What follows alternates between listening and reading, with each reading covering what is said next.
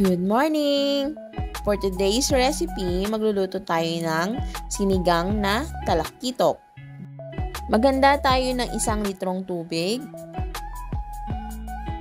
Ilagay na natin ang mga ricado, luya, sibuyas, kamatis.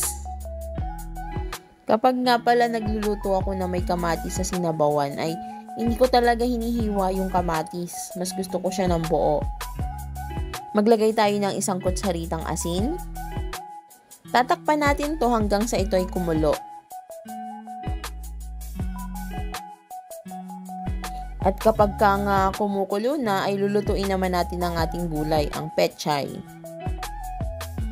Bali, iluluto lang natin ang pechay ng 2 minuto at hahanguin din ito.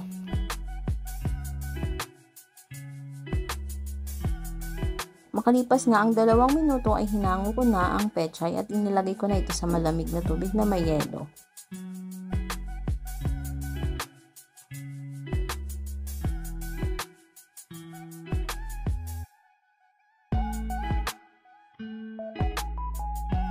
Sumunod ay ilalagay ko na nga pala dito yung isda na hinati sa 4 na piraso. Kung napapaibig ka nga sa aking mga recipe ay maaari kang mag-like, share, and subscribe sa aking YouTube channel. Maraming salamat!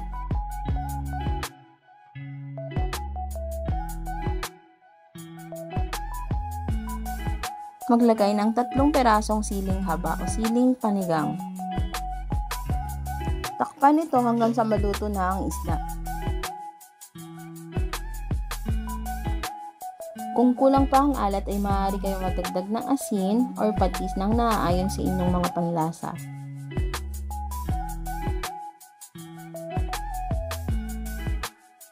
Ilagay na ang katas ng 10 pirasong kalamansi. Takpan ito at patayin na ang apoy.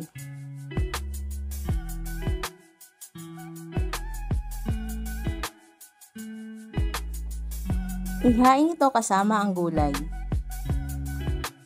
Maraming salamat sa inyong panonood. Hanggang sa muli.